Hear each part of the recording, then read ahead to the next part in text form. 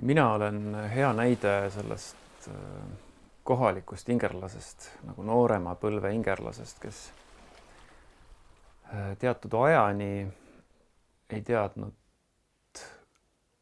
eriti midagi. Ja isegi samal ajal, kui ma kasvasin paljus üles ka oma just selle Ingeri vanaema käe all. Aga see kõik, mida ta rääkis, see oli veidi nagu selline kauge muinasjutt minu jaoks. Ma isegi salvestasin teda ja ta rääkis seda, neid sarnaseid samu lugusid. Just nagu teatud vanuses inimene hakkab rääkima mingist lapsepõlve faasist, eks ju, oma elus. Et ta rääkis neid samu lugusid, aga ma ei võtnud seda, et see on ka minu lugu. Et ma ikkagi võtsin, et see on tema lugu. See mõistmine saabus nüüd ütleme siis niimoodi 6 aastat tagasi, kui siis ma sukeldusin sellesse Ingeri liikumisse otsapidi, siis oma vana onu tütre nagu mahitusel.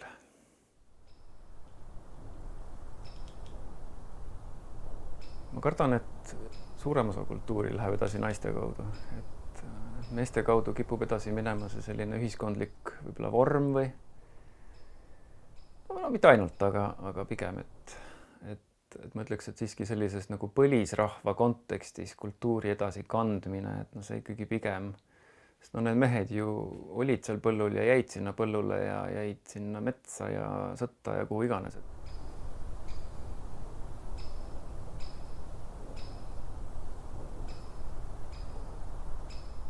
Siis ma sain nagu ka enda kohta nagu vastuseid, et kust see selline,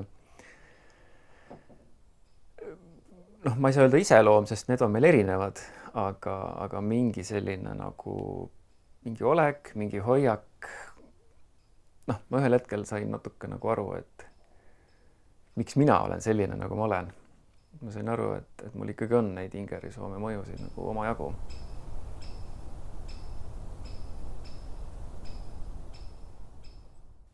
Koolis, ma arvan, meil ei puudutatud sellist teemat ikka absoluutselt. Mingid soome-ugri ilmselgelt, aga see on mandid, junsid, punsud. Kõik peast teavad, eks ju, aga kus, millised nad välja näevad, tegelikult enamik inimesi ju seda ei tea. Et selles mõttes ma arvan, see pööre on olnud hästi tugev ja ma siiamaani tajun neid ahaa-hetki. On see geograafiline ahaa, on see etniline, mida iganes. Et seesama etendus, mis nüüd välja tuli Haapsalu noorteteatri poolt, on selles mõttes hästi avav.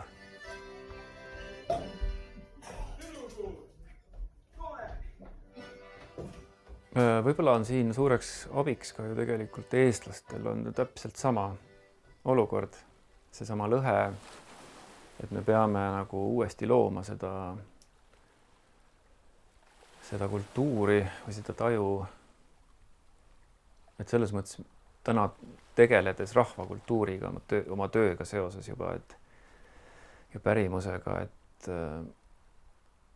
mul on väga suuri küsimärke, et mida, miks väärtustada üldse nagu ka Eesti kultuuri tasandil, et kas see, et me kunagi kuskil sööme mulgiputru või seda ise teeme, et kas me, mil määral me tegelikult taas loome siis seda kultuuri, mida me just nagu taga igatseme või takkajärgi imetleme või et selles mõttes on see võib-olla isegi kingitus.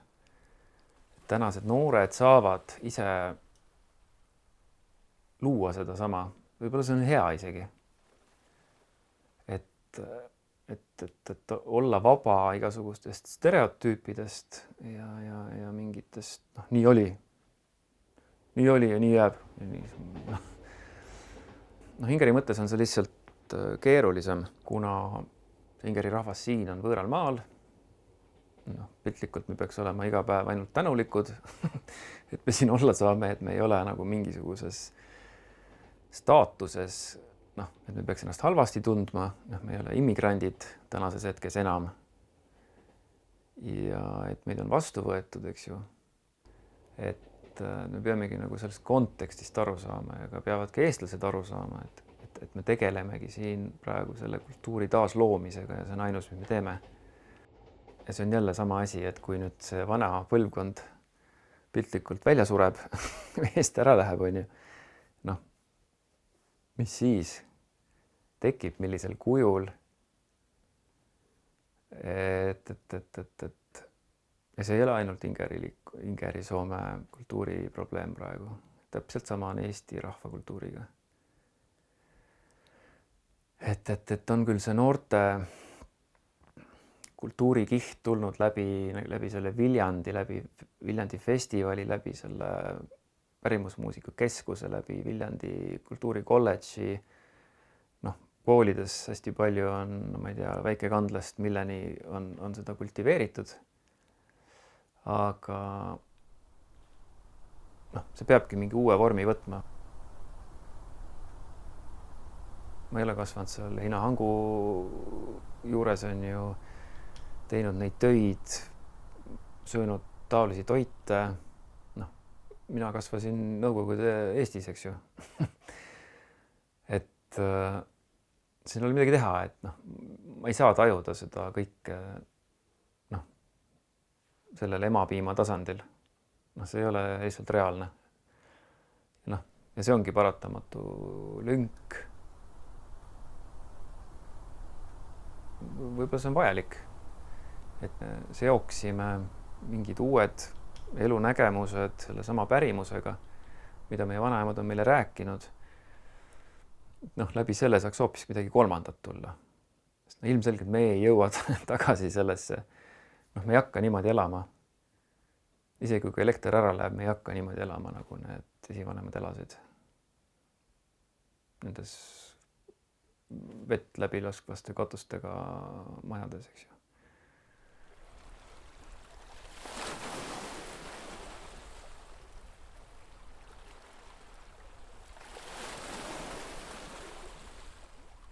Et ma arvan, et see selline, noh, mis peegeldub võib-olla ka selles rahvakultuuri kihistuses, kus me näeme rahva tantsurühmasid täpselt ühesugustes rahvarõivastes, noh, mis pärimuse kontekstis on absurd, eks ju.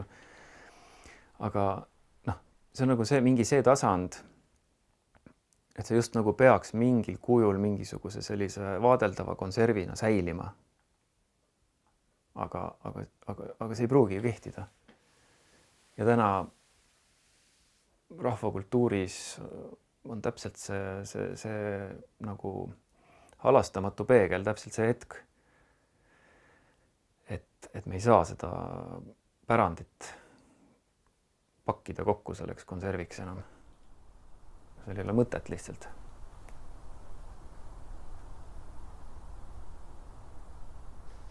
On hästi erinevaid suhtumisi või et noh, just üks hästi süvitsi selle teemaga koos olev vanem Ingeri Soome inimene just tõi välja, et tema ütles just selle suuna pealt, et see on ikkagi nagu hukkumisele määratud, sest noori ei huvita see.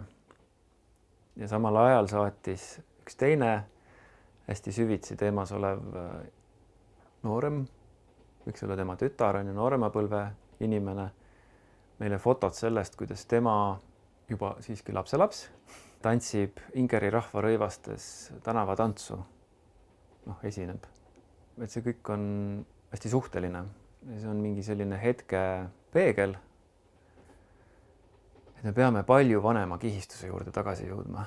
Et see ei ole see kihistus, kust minu vanaema nüüd tulema hakkas sealt Ingerimaalt teise maailmasõja ajal.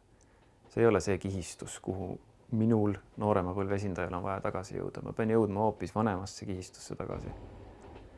See on see kihistus, kus kõik see, mida me rahvarõivas näeme, sellel on tähendus, ma saan sellest aru. Pigem, et ma tean seda une pealt, miks ma neid sümboleid kannan, ma kasutan neid sümboleid.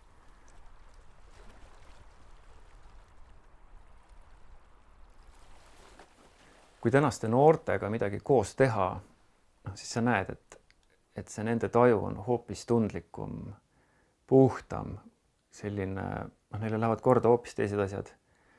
Et ma üldse ei muretse ausalt öeldes. Et kui seda Eesti poolt sa painutad ja siis seda on võimalik murda ühel hetkel. Et siis seda Ingerisoome selgroogu, et sa painutad ja ta on nagu paju või noh, mis iganes võrdlus siia, aga et sa painutad seda ingerisoomlase selgroogu ja see hüppab tagasi püsti.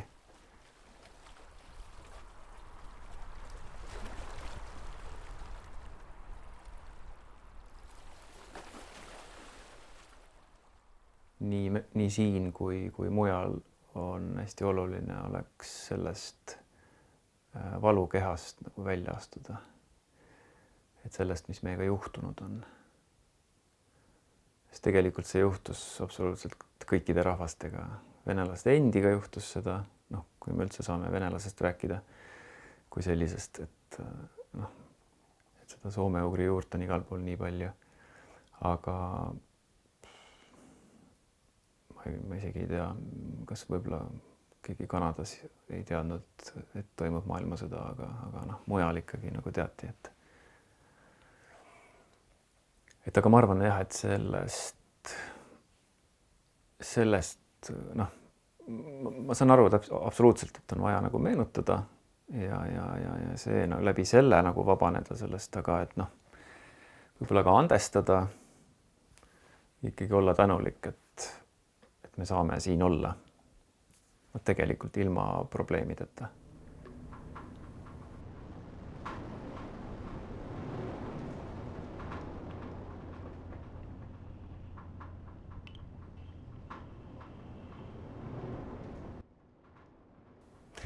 Oma poegadega, kuna veel nali on veel selles, et